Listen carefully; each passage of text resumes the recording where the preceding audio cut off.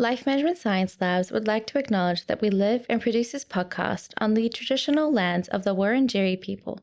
We'd also like to acknowledge the traditional owners of the lands of our listeners and our international colleagues. We'd like to pay our respects to their elders past, present, and emerging.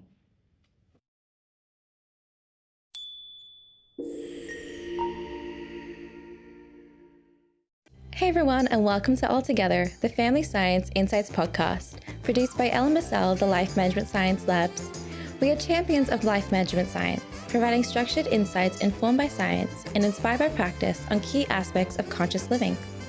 Each week, we bring you scientific and practical insights on each element with the expert knowledge of professionals in the field. I'm your host, Dina Sargent. Let's get started.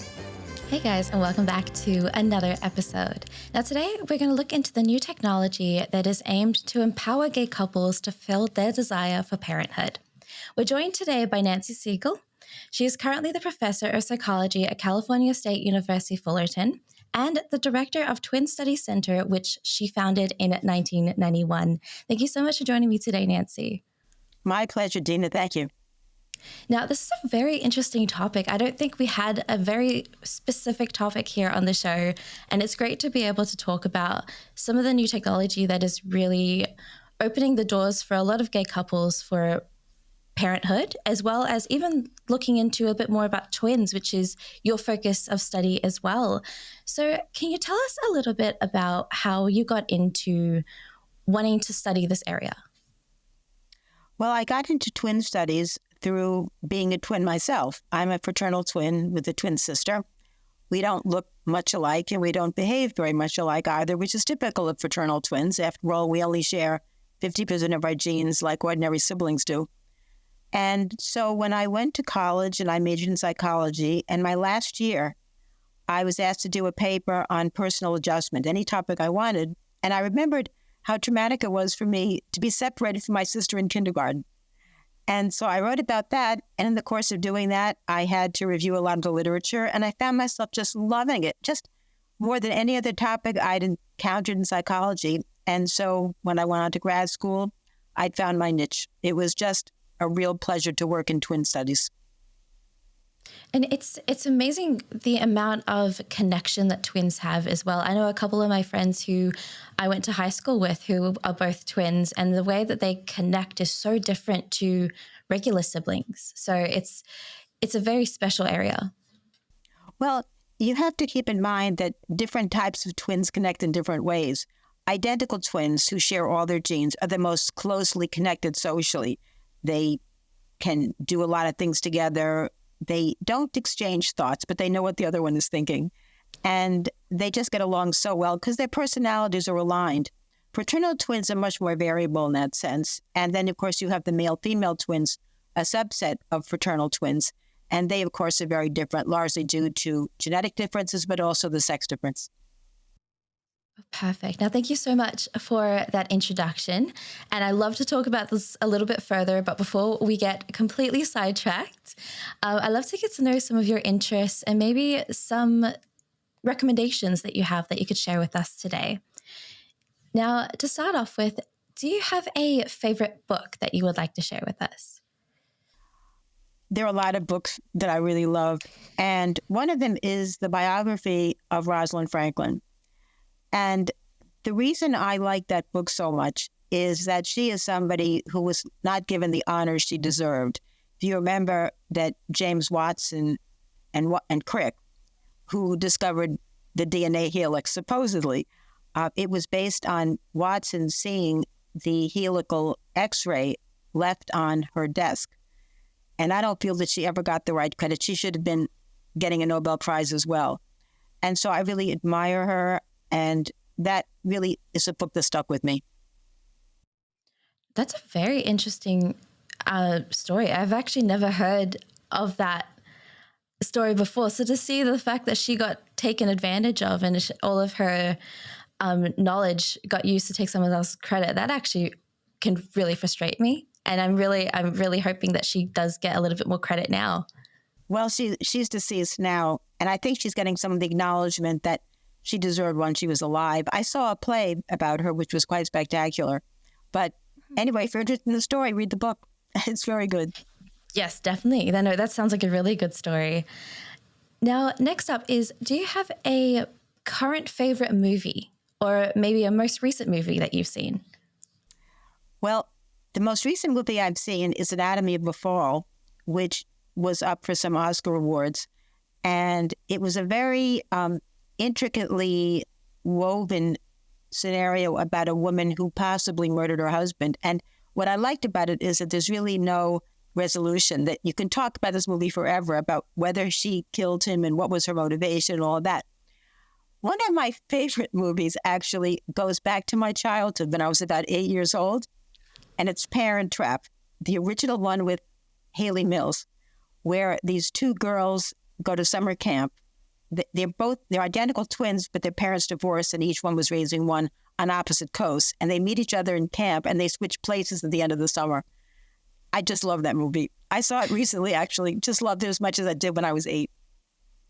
I love that movie a lot more than the remake, honestly. I think I've seen that one. Yeah, I don't know. There seems to be like such a connection with all the actors that seem to hit really differently than the remake did. And I absolutely love how they were a lot cheekier in the original film. They were. And they had it right. The science was basically right. The dog, if you remember, when one of them was switched places, suspected something was wrong. And dogs are good that way. So anyway, I thought it was a very, very good movie. I think your viewers should all go see that. Yes, I think I see it almost every season. Every different change of season, I always somehow find myself to go see it. So it's definitely it's definitely really similar to what your area of expertise is as well. So that's great. It is. And there have been other movies about twins who have been raised apart. A recent one was Three Identical Strangers, and another one was The Twinning Reaction, which tell the story of that unethical project that went on in New York City in the 1960s with an adoption agency that purposely separated twins, and they were secretly studied. I wrote a very comprehensive book about that study that came out in 2021 called Deliberately Divided. I interviewed every twin in that book and in that story. It's all in the book. And I mean, if anyone's interested in the nitty-gritty of that study, read Deliberately Divided. Okay, no, I've definitely have to put that down in the recommendations list for everyone who's wanting to find out a little bit more about it.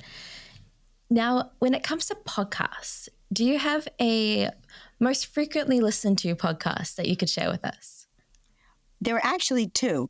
I love The Daily from the New York Times. It's only about 30 minutes, and the people on are great. They're very clear, and they talk about very timely issues. But there was one podcast I was actually in that I liked a lot, and it was Malcolm Gladwell's Revisionist History. And what was nice about that episode was that he encouraged me to think about any kind of a twin design that I could do, even if it was unethical, just what would be the most informative. And that was really a very lovely mind exercise. I just wanted people to know when I was on that show that I didn't advocate it because it was not ethical, some of these things. But you could think, for example, of what might be a very informative way of separating genetics and environment. So I enjoyed being on that show because it really stretched my imagination. Yeah, no, that sounds like a great episode to go and listen to, especially looking into the different mind, the way that it makes you think as well, the way that the audience would be posed to be thinking about what their sort of unique design would be as well. Yeah, exactly. How about a famous role model that you have, either in your professional or maybe even personal life? Well, the person I'm going to name is somebody I work with professionally, but who's also a friend. And that's Dr. Thomas Bouchard Jr., who was the director of the Minnesota study of twins raised apart. He started that study in 1979, and it continued till about 2000. He was a wonderful role model for me because I came to that study as a new postdoc, and he really socialized me into the field besides teaching me and showing me so many things about twin research. What I liked about him was that he didn't really teach. He showed by example, and I could watch how he did things, and I really respect so many things that he did, and I try to impart those to my students as well. In fact, there's a book that I wrote called Born Together, Reared Apart, the landmark Minnesota twin study that came out in 2012. And that book is a comprehensive overview of that entire study, which was interesting, compelling, and always controversial. Okay, well, it sounds like a great evolution into the topic and great sort of look into a role model that also really inspired a lot of your work as well. Well, thank you so much for answering these questions, and I hope that you're well warmed up to answer even hard-hitting questions that we're going to be looking into today. Go right ahead, Dina.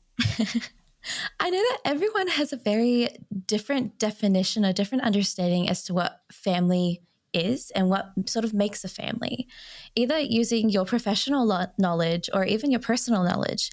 Do you have a definition for us that you could share on how you would define family? I do, but I think that it's pretty general.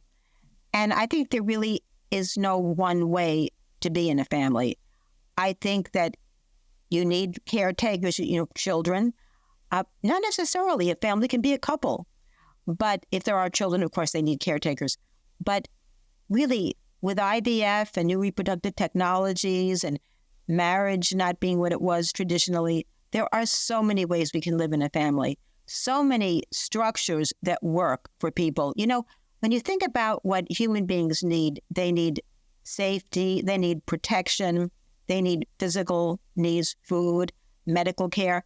But beyond that, we evolved in such a way that we can live in many, many different types of circumstances. And that's great, because if we couldn't, we'd be in big trouble. So I think really the family is how a person defines it. And that's what I would say. Mm-hmm.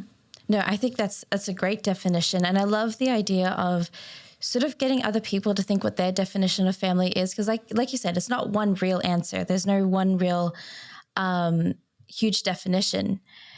Now, when it comes to that definition that you're sort of describing, do you think that the position of family has changed, or has the importance sort of devolved into what the stereotypical idea of family would be? Well, there have been changing conceptions of the family, but I don't think it's any less important now than it was in the past. Think about adopted individuals, and they may well love the adoptive parents who raised them, but there's something about finding your biological roots. And in fact, there's a whole show on that on PBS with where people come and they can find their roots, although it's mostly celebrities, which I think is unfortunate. I'd love to go on that show too.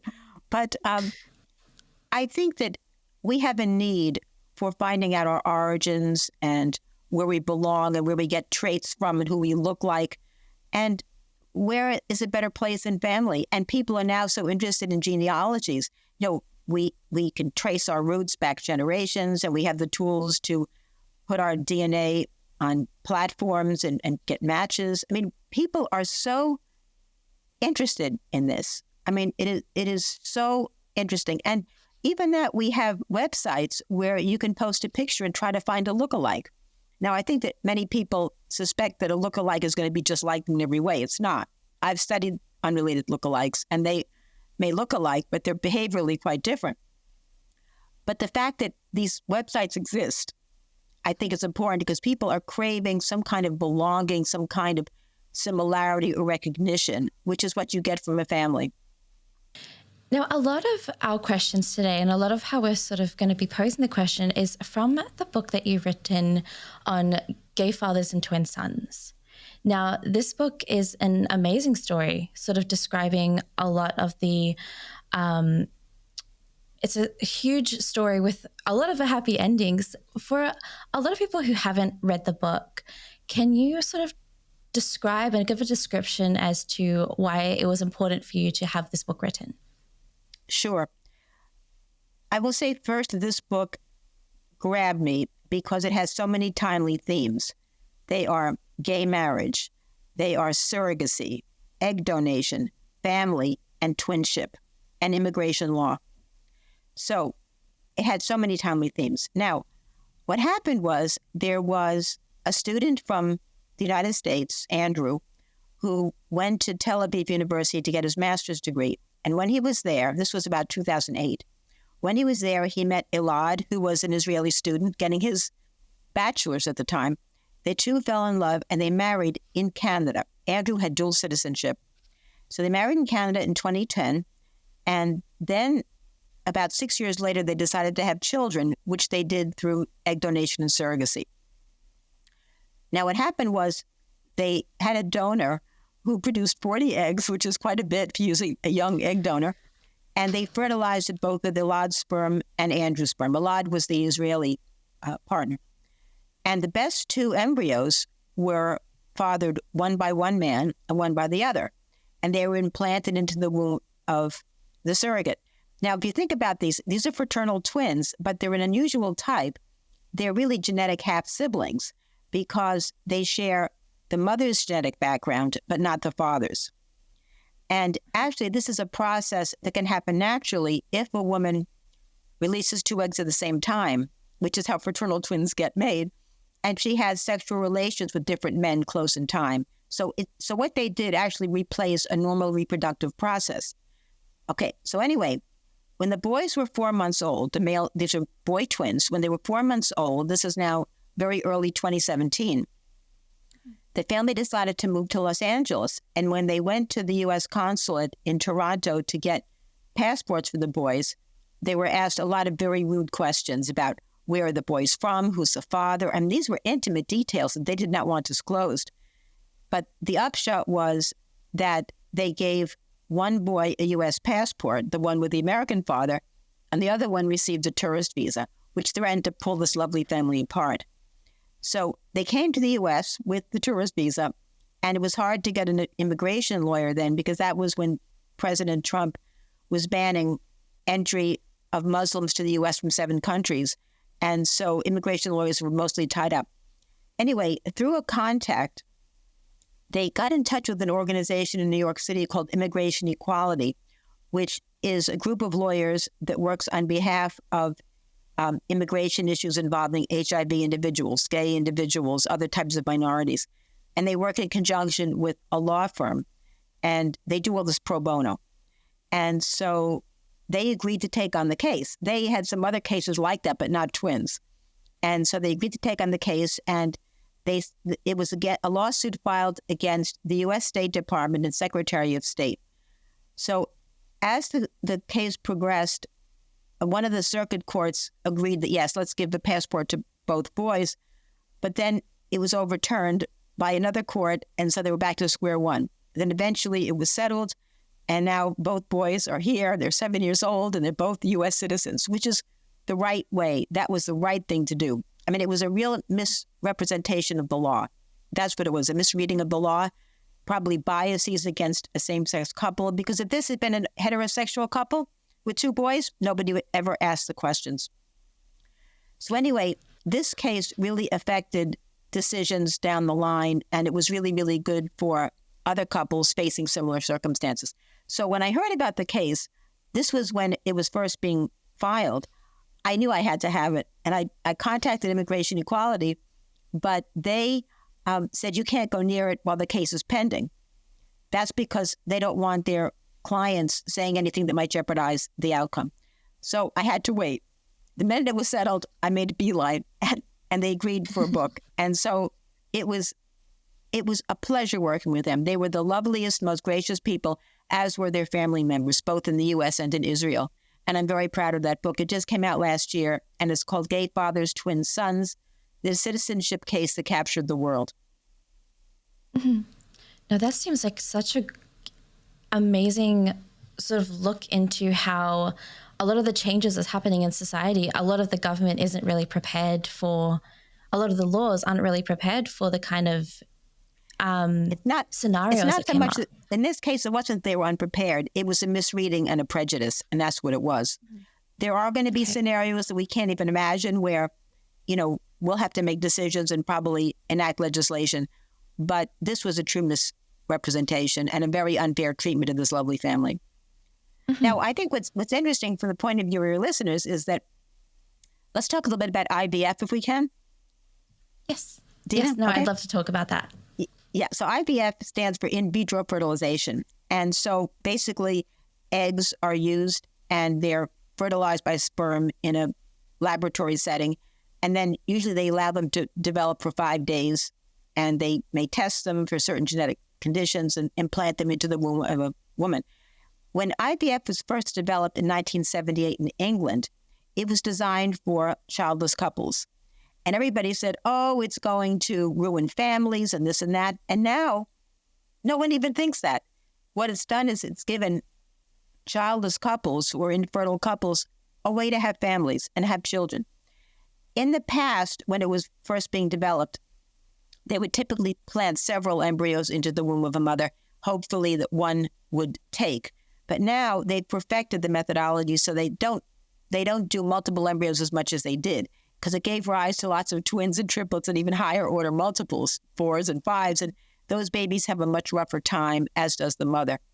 Now, in the case of Andrew and Alot, I told you that it was each man fathered one of the twins. But see, now this is so fascinating because IVF was never meant for gay couples. That was not how it was developed, but it's become a method of choice. And why not? Particularly for two men. So I think it's great that it's giving so much pleasure to gay couples. No, I think it's giving an amazing way for a lot of gay couples to really father their own children and have that ability to consider other ways of having children and going into parenthood. And it's a really interesting change as to how that's sort of coming about. Now, I did want to know, what are some of the more emotional and maybe logistical considerations that gay couples face when going through this new technology of sort of aiming to have twins as well, not just through their case, but other cases of their ability to have twins? Well, there are concerns and things to think about. There was a case, I believe it was in Israel, where a woman, a female gay couple, one of the women used her eggs, but the embryo was implanted into her partner's womb. Oh, okay. Are you with me? Yeah. Yeah. And so when the baby was born, they didn't recognize the gestational carrier as the mother. They recognized the other one. So, I mean, this is a ridiculous situation because the woman carried the baby and she's the mother. I mean, they're both the mother, but, those are the kinds of things where I don't understand why governmental agencies or officials block people's happiness. I don't understand what the reason is. Anyway, so that's one concern. Another concern might be, and even though couples say that they don't care which sperm or which egg was used, we don't really know how they feel if both twins were fathered by the same individual. Maybe as they grow up, they look like one parent, they don't look anything like the other parent.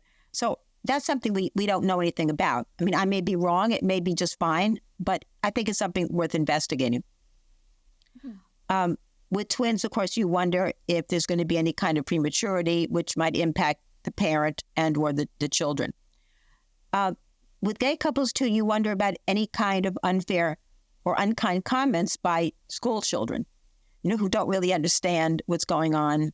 But as these kinds of families become more frequent, they become more ordinary. And so we don't really think much about it. And in fact, in the book, I write about this, that one of the fathers said to me, we're a very boring family. He said, we take our kids to Disneyland and we watch Netflix and we go to Walgreens and we just do these things. He said, the only different thing about us is we happen to be two dads. And he was so right. Because when you see them with their kids, all they want is for the kids to be happy and safe. And that's it. Just like any other parent. Yes, no, it's really fascinating to me how quickly we're talking about it in society, but still how far behind a lot of people are in their way of thinking, in their way of really understanding that this is just a normal parenthood, this normal two parents a household, and they're sharing the joy of being a parent, of understanding, of learning to be a parent, the same way a normal couple would go through their understanding of being a parent. Well, but see, now you've just said normal couple. I wouldn't say normal couple. What does a normal couple mean? I would say just a traditional couple, perhaps. Traditional, yes. But I think these two fathers are completely normal. There's nothing unusual about it. But what happens is that when you bring in new technologies and new ways of doing things. It takes time for people to get used to it. Remember I said in 1978, when IVF was first introduced in England, and then it came here in 80 or 81, people thought it would be the end of families. And it's not ended families. It's been wonderful for families who couldn't have children otherwise. So it may be that this extra use by gay couples who before would typically have to adopt, but now they can use IVF. It's going to take some time before we get a little more used to that. I mean, I'm used to it. I could care less what people do. But for some people who might have some prejudice. Now, one of the friends of this couple told me that they were out somewhere on a vacation and they were sitting around a table with the twins, and a woman came up to them and said to the woman, the woman, assuming she's the mother, are they yours? How old are they? And she just, tried to instruct them that no, they belong to these two guys, and the couple was, kind of miffed by it. So, but there were other really interesting scenarios with IVF as well. Well, actually, I guess with IVF, but also with just natural reproduction, something I just want to mention. You sometimes have what are called these biracial twins. And I don't know if you've heard of them, but they're really not biracial, but they're born to couples from mixed ethnic backgrounds. And so they're fraternal twins, and they look very different. One looks like one parent, one looks like the other parent.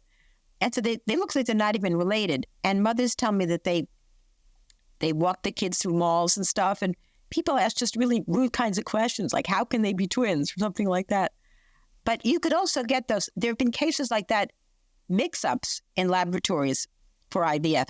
There's a famous case that happened in the Netherlands a while back where a childless couple donated their eggs and sperm, right, to the clinic, and they were going to implant the embryos in the mother. So it was completely biologically connected to both parents.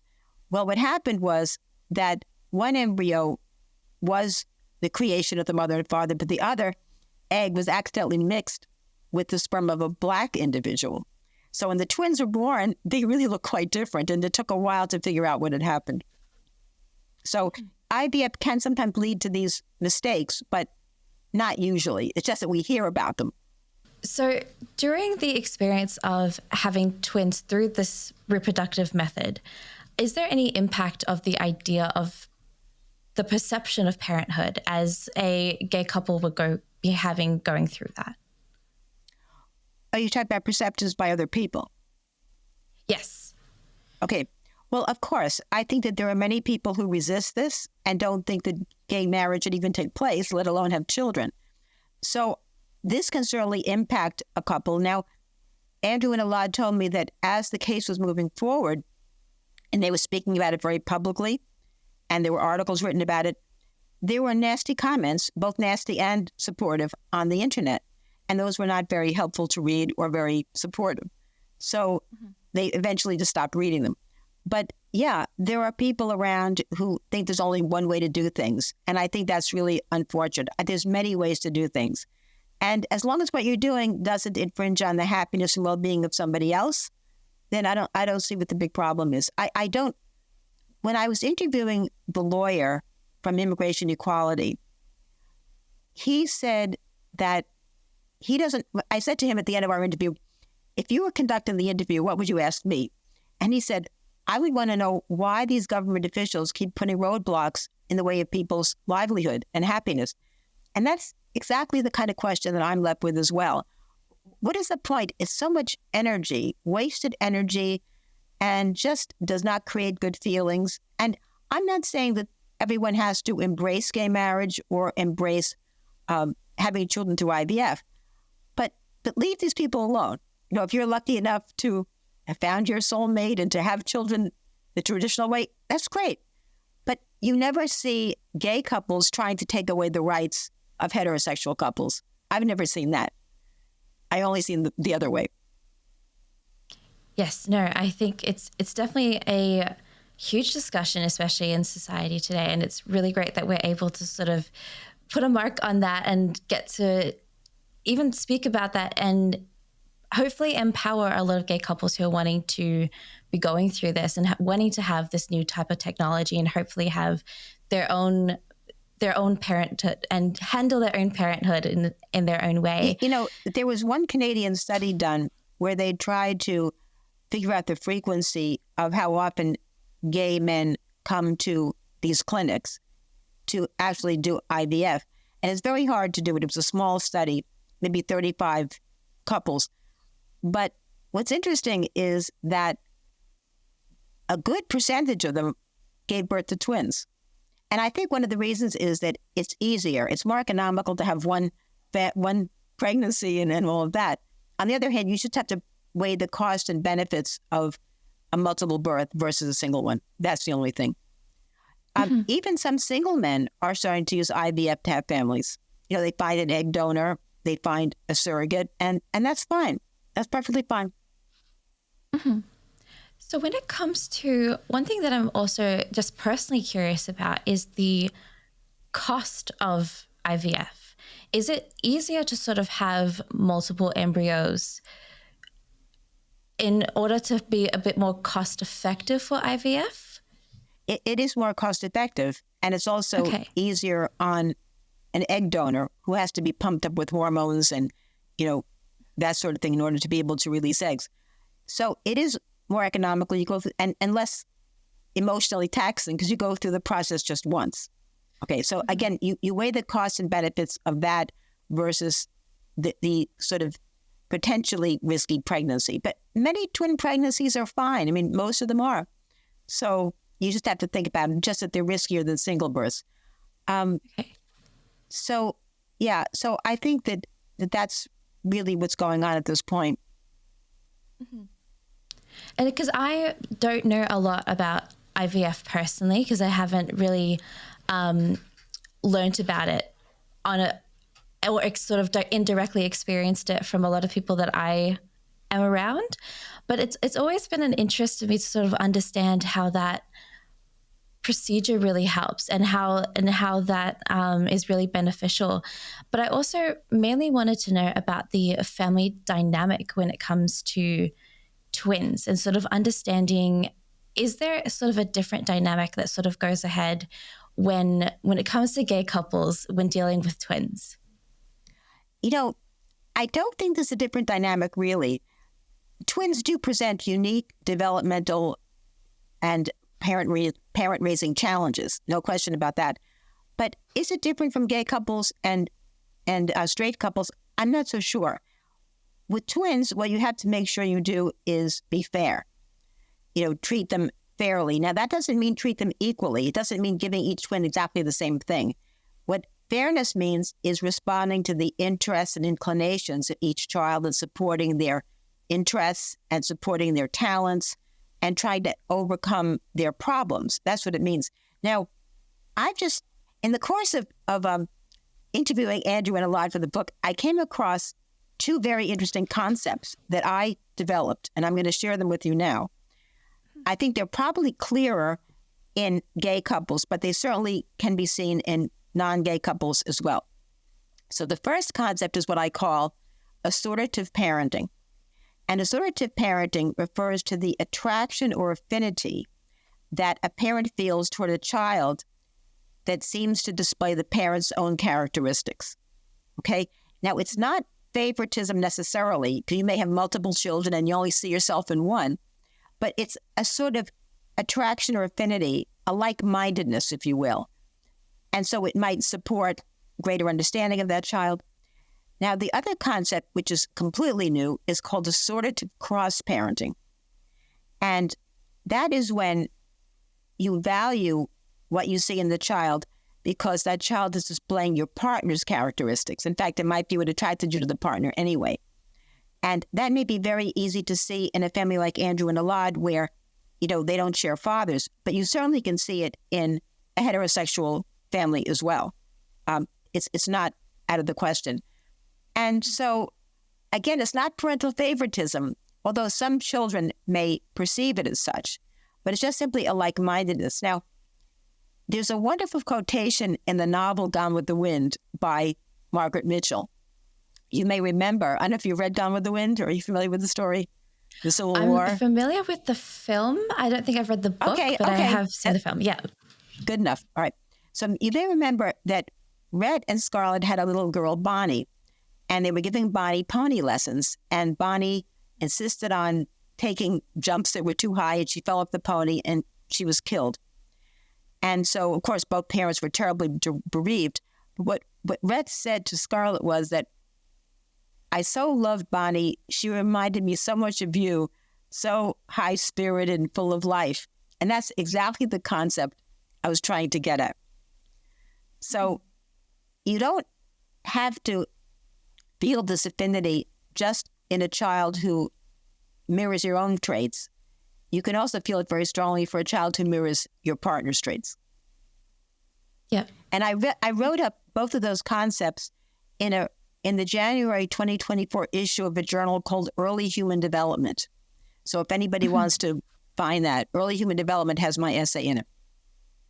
Okay, perfect. I'll have that in the link below. I think it's a very interesting case study as well, sort of looking deeper into, I mean, I love the reference when it comes to Gone with the Wind, when it comes to that sort of twin connection and a lot of the emotion connection between the parents and the twins, and sort of having that still really be the same. I think I'm sort of curious myself in terms of the case of Andrew and Elade as to... It's Elad. Okay. Yeah. Sorry about that. And to Elad. That's all right. As to how with the connection with sort of the biological DNA connection between one of the twins and one of the parents and one of the twins and the other parent, is there any sort of DNA connection between the opposite twin and the other parent? No. Okay. There can't be because both eggs were harvested from the same egg donor. Okay. And then Andrew donated sperm for one embryo and Elad for the other. So the children share their mother's genes on average, just like ordinary siblings, but they share no genes in common with the other dad. That's what it is. Okay. And so they're like half siblings. You know, think, what's a half sibling? A mother has a child with one husband and has a child with another husband. Or a man has a child with one wife and a child with another wife. That's it. It's exactly that. Okay. And is that the most recent way of a lot of couples having twins? Or is there sort of new and in development of having both fathers both being on the same genetic link? Well, I don't know how often, when gay men conceive twins, I don't know how often it is that they have one of each or one man does both. I don't know what that is. I think that the few cases I know, but I mean, they may not be representative, are one of each. And I think that they just do that, or they hope that works out that way because it's more equitable in a sense. I mean, both parents will love both children, of course. But, yes. But anyway, I think that what most people want is a healthy child. And so the most important thing is to take the top quality embryos. And in this case, it happened just to be that one created one embryo, one created the other embryo. Yeah. No, that's perfect. And thank you so much for explaining that to me, especially this being a whole new topic for me to understand and learn about. It's amazing that I get to learn directly from you, because you definitely have a lot more knowledge on that for me. Now, this moves into the practice and habit part of the show. And I wanted to know, what is a practice that you, with your expertise, would sort of advise a lot of gay couples going through this new common technology to have twins? How would you advise them to ensure a supportive and nurturing environment for both parents and children alike? Well, first of all, I'm not a clinical psychologist, so I don't advise people. I can suggest what's in the literature. I'd have my PhD taken away if I did that. But based on what I've seen from Andrew and Elad and my discussions with some other couples like them, you tell them exactly what you tell another parent, that, you just love your child. And I mean, they know that already, and you try to be responsive to each child. But I think the main thing is not to feel like what one child gets, the other must get as well. even with twins, you can respond to their own interests and inclinations. Now, identical twins will be more alike than fraternals will be, so maybe in some ways it's easier. But with fraternal twins, one may like ice skating, one might like tennis, and you just provide, if you can, the kinds of resources that will further each person's interests and talents. Now, when parents do ask me questions, and I get a lot of questions from mothers of twins, particularly when school starts, and the mothers of very young twins do like to keep twins together, at least in the beginning.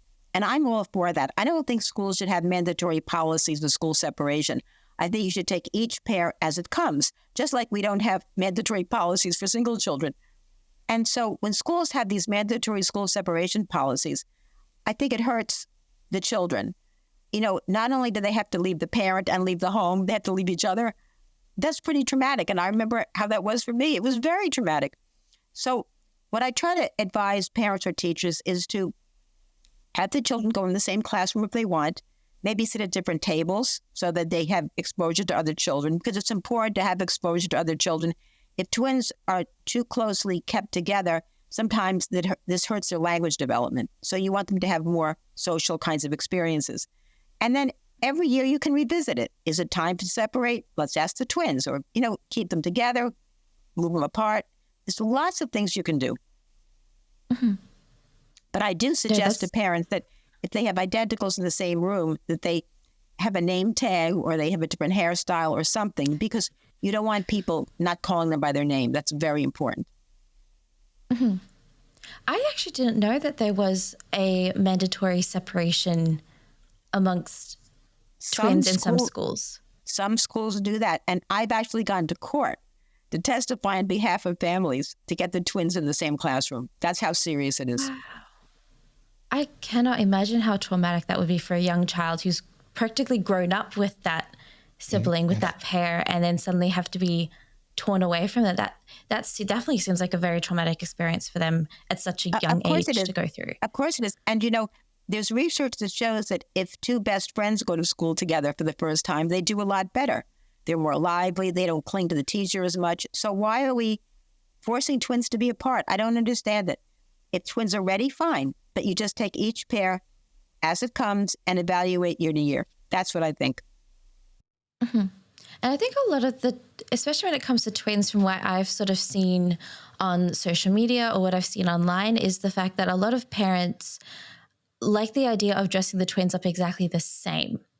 And I've sort of seen, this is probably a controversial topic for a lot of people, but when it comes to that, I sort of see it as making them seem as if they only have one identity when it comes to dressing them up exactly the same way every single day, or they wear inverted colors of each other or something like that. So how does that feel? Is there sort of studies on that and how it sort of impacts the child's growth?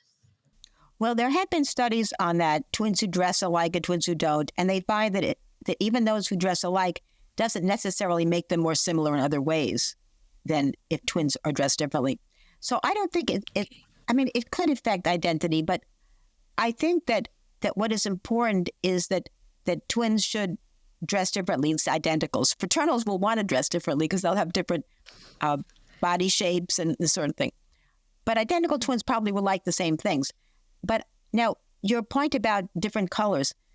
So I used to be against that also, same outfits, different colors. But one mother explained to me that when your kid is out there in a field or a park with lots of other kids, if she can recognize what they're wearing, that's very helpful and very safe. So I can understand that if you want one twin to be pink and one twin to be blue or something like that, that's not a bad idea as long as it's different. But I do think that it's important for twins to look different enough so people know their names. That's very, very important. Twins are favored on sports teams. Did you know that?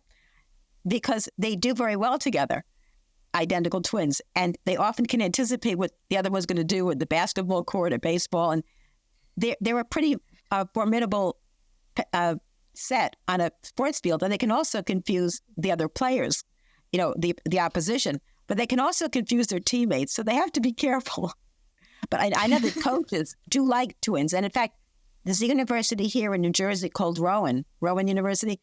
And on the women's soccer field, they have 3 sets of twins. 2 sets are identical and 1 set is fraternal. And the coach likes it. He says it really helps the game. Wow, that's such a great way of sort of sharing a lot of great stories when it comes to twins. Then it's about their, especially identical twins, when it comes to their athletic ability as well. Is that because that's pretty much shared across the both of them? I only would assume that would be the case. It is. It is. And the thing is that if we watch identical twins playing together or doing some sort of sport together, maybe we can learn some lessons about why they're so successful and apply that to regular teammates. See, so I think that twins are so informative at so many levels because twin research is not just for twins. There's 2 kinds of twin research, actually. There's a twin research that is just for twins, like dressing alike or going to school together. But then there's the other kind where what did twin situations tell us about other things? So sports would be an example. Why is it that they are so successful? Watch the Olympics sometime. Watch them this summer in Paris. You'll see twins in a lot of sports there. But why are they so successful? And we could observe them and try to figure it out and apply it to non-twin teammates. Now, twins in sports always seem to fascinate me. I feel like that should be a whole topic in itself when it comes to a podcast, because especially athletic ability within the family dynamic as well would also be a huge topic. Oh, now, it's a fascinating topic. Yeah, I've written my very first book. I had a whole chapter on twins in sports.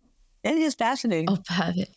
Oh, that's great. I would love to hopefully have you on again. We can discuss a lot about twins and athletic ability. Okay. Now, this ties us in really well with the open mic section of our show. So this gets you to talk about something that you are passionate about, or maybe something that you want to promote a little bit on our show. Now, in the last minute or so, I'd love to give you the floor and just share what's on your mind with us today. Okay. Well, I've written 9 books on twins, and they're all on my website, which is Dr. Nancy Segal, twins.org. And these books are really such a labor of love. My last 3 in particular, I want to call attention to. Actually, there were 4 that I would. One I mentioned already, Born Together, Reared Apart, which was an overview of the Minnesota study of twins raised apart. But the last 3 are really quite important. And I mentioned one already, Deliberately Divided, about the controversial study in the 1960s in New York City that studied intentionally separated twins. And there were some documentaries about that. And then, of course, we talked about gay fathers, twin sons. The one we did not talk about is called The Twin Children of the Holocaust, with the subtitle, Stolen Childhood and the Will to Survive. Now, in 1985, I went with the twins who survived the Mengele experiments at Auschwitz, and we went back to Auschwitz in Poland for the 40th anniversary reunion of those twins, 40th anniversary of their liberation. And I took a lot of pictures there. And then after that, we went to Jerusalem in Israel, and we went to Yad Vashem, which is a memorial Holocaust institute for research.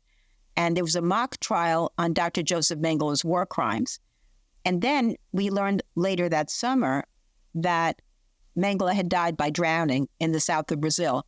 So then November of 1985, there was an inquest held in the U.S. to review the forensic evidence surrounding the death, because not everybody believed that was Mengele. So I took a lot of photographs at all of these events, and then some after that at various social events with the twins. And then during COVID, I was kind of rummaging through my closet, and I found all these pictures, hundreds of them. And I thought, my goodness, this is a treasure trove. This is history. Nobody else has these photographs. So I published it as an annotated collection. And so I organized the book according to the chronology of events, how I got interested in it, how I got to go there. And I'm not a photographer, Dina, but I will say that if you get yourself a good Nikon camera, it is amazing what you can do. And so I published these photographs. And I mean, I've spoken about this at conferences and at schools and lectures. And I'm very, very proud of that book because it's very, very unique. Right now, I'm interviewing some of the children of these twins who are now adults to get a new perspective on their parents. And that could be a book someday. I don't know. The other thing I want to mention is that I have my Twin Study Center. You mentioned that in the very beginning, that I founded in 1991. And the Twin Study Center has two major aims. One is to support the research that I conduct, as well as that of my colleagues at Cal State Fullerton, but also around the world, and also my students. And the other aim is to disseminate information to members of the interested public, also to professionals. And we have a wonderful library with all twin-related objects that I've collected, that people have donated, and it's really quite amazing. In the next year, starting pretty soon, I'm going to be engaged in some fundraising for this Twin Center. I'm hoping to develop it further, to make it really top-notch, to make sure it continues, long after I leave the university. I don't imagine myself retiring anytime soon because I love what I do too much, but there might come a day. And so I want to make sure that we have this staffed and we have the resources to keep it all open. So I'm going to be doing some of that fairly soon. And then I want to write some new books. I have ideas for all kinds of books, some being evaluated now, so I can't talk too much about them. Proposals being evaluated. And I have many, many projects. I'll just mention a few in case some people out there might want to join. I study social closeness between twin aunts and uncles and the nieces and nephews.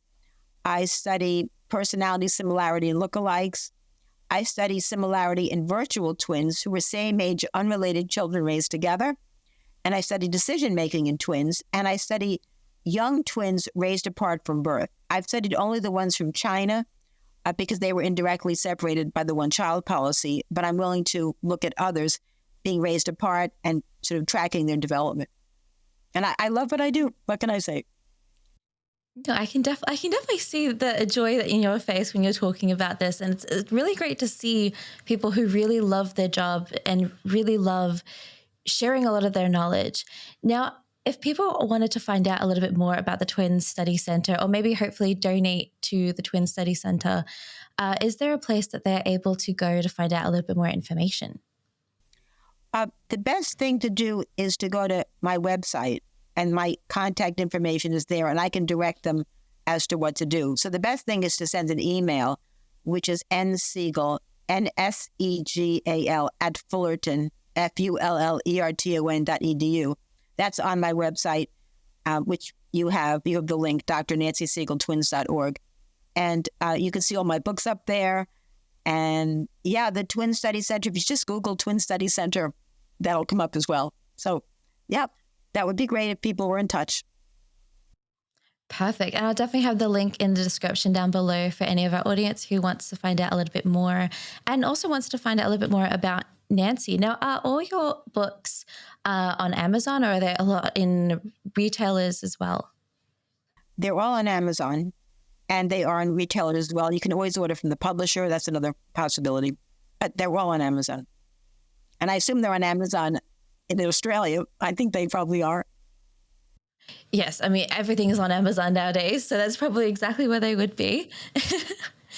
Now, thank you so much, Nancy, for joining me on the show today. It was amazing talking about this, and I actually did learn a whole lot more about IVF and a lot of other technology that I didn't actually know when it comes to being a parent, when it comes to family.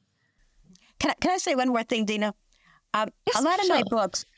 my books came about because somebody out there sent me an amazing situation that I just could not leave alone. One being Gay Father's Twin Sons, although I found that one. But I did do a book called Accidental Brothers, which was about two sets of Colombian male twins, where one in each pair got switched with one in the other pair. They grew up thinking they were fraternal twins, and in fact, they were completely unrelated. So what I would encourage people to do is, if they have an unusual twin situation of some sort, let me know.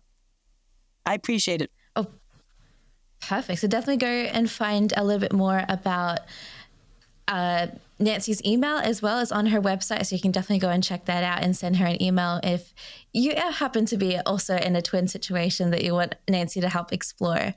Thank you again, Nancy, for joining me on the show. It was amazing for you to come on and to share a lot of the new technology and a lot of understanding about twins with us today. Well, thank you, Dina. Thank you for your good questions.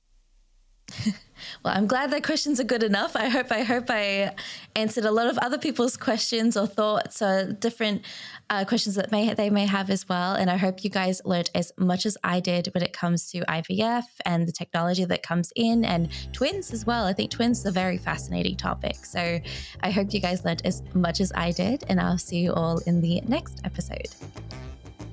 You've been listening to Altogether, the Family Science Insights podcast, produced by the Family Science Labs, a division of LMSL, the Life Management Science Labs. More episodes are available from 10 life management perspectives and can be found by searching LMSL on Apple Podcasts, Google Podcasts, Spotify, and other podcasting apps available on your devices. If you enjoyed this episode, please consider rating our show, sharing it, and subscribing to our channel, as it helps other people find it so that we can grow and bring you more quality resources. More of our work can be found on our website at fa.lmsl.net, where you can join our movement. I'm Dina Sargent. Thanks for tuning in.